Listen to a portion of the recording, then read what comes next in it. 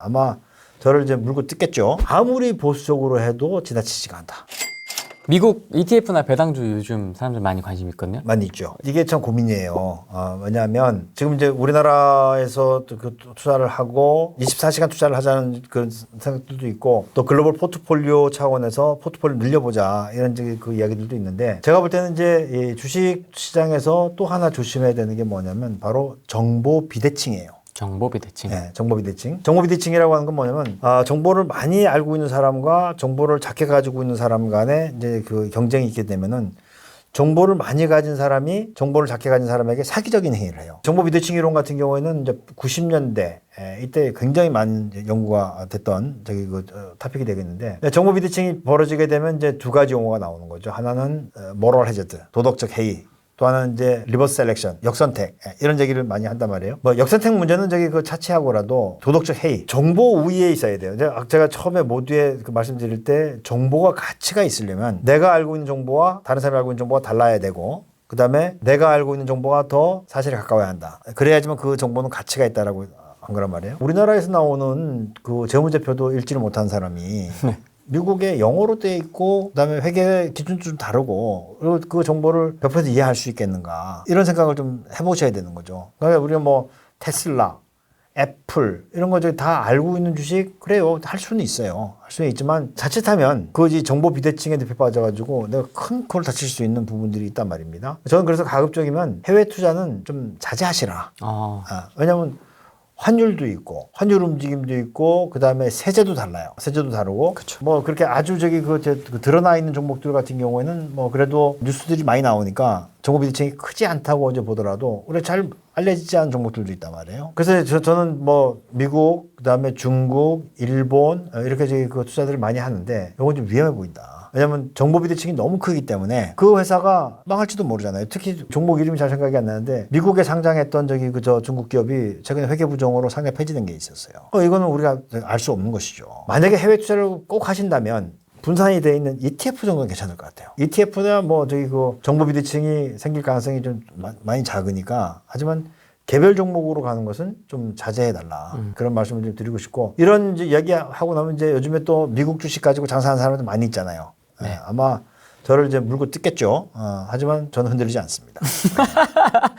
그러면 박사님도 개인 투자는 미국 이런 저는 안 합니다. 왜냐하면 우리나라 주식도 잘 모르는데 미국 주식을 제가 굳이 그렇게까지 하고 싶지는 않아요. 안 해도 잘 번다? 잘 버는 게 아니고 충분히 관리가 가능하다. 마이크로소프트가 1990년대 후반부터 시작해서 2000년대 초반까지 세계 최고의 그 기업이었어요. 근데 당시에 워렌 버핏은 마이크로소프트의 주식을 단 한 주도 가지고 있지 않았어요. 사람들이 가서 물어봤어요. 왜 마이크로소프트가 세계 그 초일류 기업인데 안 사느냐. 버핏이 한 얘기가 그거예요. 그래, 내가 마이크로소프트가 좋다는 얘기는 들었어. 근데 나는 마이크로소프트가 어떤 구조로 돈을 버는지를 잘 모르겠다는 거예요. 이해를 못하겠다는 거예요. 버핏의 특성은 뭐냐면 내가 단 1%라도 이해하지 못하는 부분이 있다면 그건 절대 사지 않는다는 거예요. 그 정도로 정보를 완전히 장악을 하고 있어야지만 투자가 가능하다는 거거든요. 버핏 얘기는 오직 하나예요. 그냥 내가 잘 모르면 안 사면 돼. 안 사면 본전이야. 근데 잘 모르는 거 샀다가 문제가 생겨가지고 주가 떨어지면 손해를 본다는 거예요. 요즘에는 뭐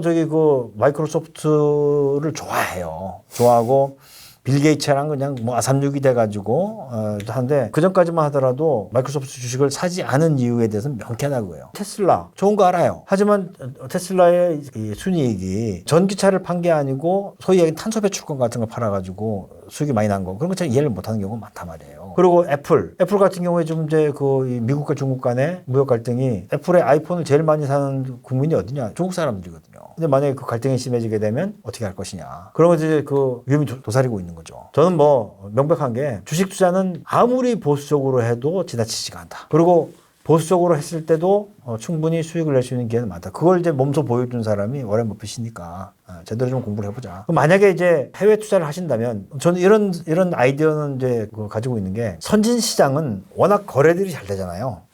거래가 잘 되는 시장은 사실 별로 먹을 게 없어요. 그리고 특히 정의 시장이 펀더멘탈에 의해서 움직이는 게 아니고 유동성에서 움직이는 시장이니까 이건 네. 언제든지 변동을 줄 수가 있기 때문에 어려운 시장이고 그 유동성이 낮은 시장들이 있어요. 예를 들면 뭐 우리만 하더라도 거래가 잘 되지만 미국만큼은 안 된단 말이에요. 또 우리가 거래가 잘 되긴 하지만 일본만큼은 또 안 돼요. 근데 이제 우리 시장보다도 유동성이 더 떨어지는 거래가 더 작은 저기 그 시장들이 얼마든지 존재할 수 있어요. 예를 들면 남아공 시장도 있을 수가 있고 그다음에 뭐 캄보디아 시장도 있을 수가 있고 그렇단 말이에요. 그런 시장에 가보면 이제 무시된 기업 효과 이런 게 있어요. 무시된 기업 효과라고 하는 것은 시장에서 사람들이 관심을 갖지 않게 되면은 거래가 일어나지 않아요. 근데 그런 기업 중에서 좋은 기업들이 있단 말이에요. 예를 들어서 어느 시장에 가서 일평균 거래량이나 거래 대금이 작은 것에서부터 큰 순서로 이제 오름차순으로 소팅을 해가지고 뭐 한 50개 정도를 골라낸단 말입니다. 그리고 그 기업들의 재무제표를 보는 거예요. 거래소에 보면은 대체로 영문으로 해가지고 또 이게 공시하는 그런 것들이 또 있어요. 아니면 뭐 거래소 보는데 팩트북 이런 것들도 이렇게 다 발간을 하고 그러니까 그걸 가지고 기업 내용을 봤을 때 이 기업은 괜찮은데도 불구하고 거래가 안 돼서 예를 들면 PER 수준으로 PER이 1배 이렇게 그러면 굉장히 저평가되어 있다고 이제 볼 수 있잖아요. 그런 거에 대한 투자 이런 것들은 뭐 환위험이라든지 소버린 리스크, 그 국가 위험 이런 것들을 감안하더라도 큰 수익을 줄 수 있는 그런 가능성은 있어 보인다. 투자는 이제 그렇게 남들이 보지 않는 니치, 틈새에서 저기 그 돈이 생기는 거지 다 같이 달려들 때는 큰 수익은 나지 않아요. 올라가는 거 보면 저 뭐 나도 눈이- 샀어야 되는 게 아닌가. 눈이 뒤집어지죠. 네. 근데 뭐 예를 들어서 테슬라를 가지고 2배가 났다. 한 절반 정도 세금 내야 된다 생각하셔야 돼요. 기대 수익률이 많이 떨어져 있고 최근에 또 달러 약세였잖아요. 그 이제 달러 인덱스가 100 넘었던 게 최근에 92, 93 이렇게 되니까 그 환차손도 생길 수가 있는 것이고 해외 투자를 하게 됐을 때 내 저기 투자 수익률에 영향을 미칠 수 있는 요인들이 너무 많기 때문에 국내 투자하고는 사뭇 다르다. 간접 투자는 안 하세요, 박사님? 펀드나 뭐. 저는 기본적으로 펀드 매니저들을 믿지 않습니다. 그래요. 그냥 짧게 이야기하면 펀드 매니저들이 그렇게 능력이 있어 보이지도 않고 그리고 이제 요즘에 다 그런 건 아니지만 몇몇 펀드들이 이제 그렇지만 요즘에 뭐 라임이라든지 옵티머스라든지 상업 펀드에서 사고가 많이 나잖아요. 그쵸. 사고가 많이 나고 펀드 매니저들도 이직이 심해요. 예를 들어서 이제 후랭이님이 제 전임 저기 그 펀드 매니저였어요. 근데 어디서 연봉 1,000만 원 더 준다니까 딴 데 갔단 말이에요. 네. 제가 이거 펀드를 물려받았어요. 어쨌든 간에 펀드 조정을 해야 되거든요.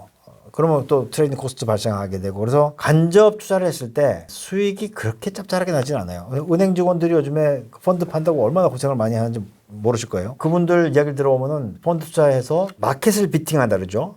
시장으로부터 초과 수익을 나는 그런 경우가 많지 않다 그래요. 그러니까 뭐 계속 욕을 먹게 돼 있는 거죠. 저는 뭐 명확하게 내가 해도 깨지고 남이 해도 깨진다면 내가 하는 게 내가 해도 깨지는 게 마음 편하다. 혹시 이 방송을 저기 그 펀드 매니저분들이 또 듣고 제욕을 할 수도 있을 것 같아요. 뭐 이건 각자의 생각이 다 다른 거니까. 괜찮아요. 욕하세요. 괜찮아요. 그리고 뭐 마음이 풀리신다면 제발 수익은 좀 많이 내주십사. 아니, 펀드 매니저도 많이 있으니까 여러 명들이 있으니까 잘하는 사람도 있고 못하는 사람도 있고 근데 평균적으로 그렇더라. 잘하는지 못하는지 어떻게 좀 구분할 수 있을까요? 그 보면 이제 그 지표가 있죠. 그러면 예를 들면 샤프 지표라든지 트레이너 지표라든지 이런 저기 그 펀드 수익을 내는 지표가 있어요. 근데 대부분 이제 우리나라는 샤프 지표를 이제 많이 보는데 샤프 지수가 높음에도 불구하고 종합주가지수의 수익률보다도 못한 경우는 별거 없어요. 근데 종합주가지수 수익률을 못 따라간다면 차라리 내가 코덱스 200 ETF에 투자하고 이제 있는 게 훨씬 낫죠. 네. 근데 마켓을 비팅도 하고 그리고 샤프 지수도 높다면 그건 인정해 줄 수 있는 거죠. 하지만 그런 저기 펀드 매니저의 숫자가 도대체 얼마가 되느냐. 제가 볼 때는 많지 않다. 물론 제가 알고 있는 매니저들 중에서 잘하는 사람들도 있어요. 있는데 제가 얘기하는 평균적으로 그렇다는 것이죠. 그리고 펀드의 규모가 커지면 내가 운영하는 펀드의 규모가 커지면 수익률은 떨어지게 돼 있어요. 그게 그래요. 그래서 한 10년 전에 이제 그 나온 논문을 보면은 그 과연 적정 펀드의 규모는 얼마냐 이런 것도 찾아내는 그런 저기 논문들도 있어요.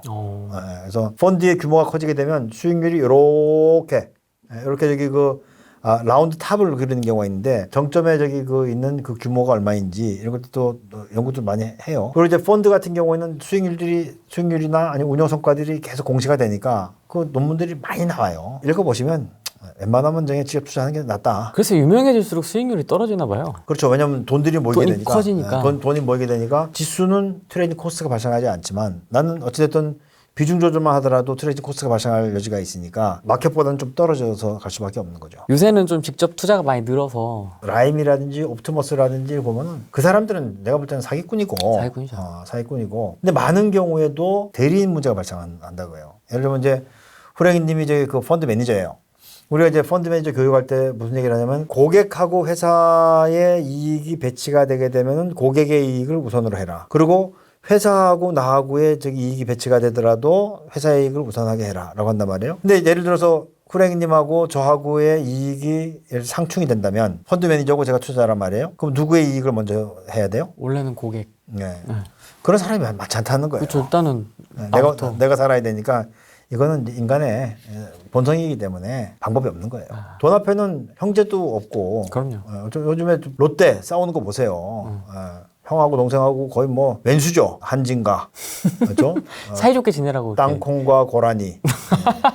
그다음에 저기 그 저 아들 조원태. 네. 서로 싸우잖아요. 돈이 없었으면 싸우겠어요? 그러니까 돈에 대한 인간의 집착이라고 하는 것은 가족도 없고 아니 뭐 가족도 없는데 생명부지의 투자자를 위한다? 예수님이죠. 성자.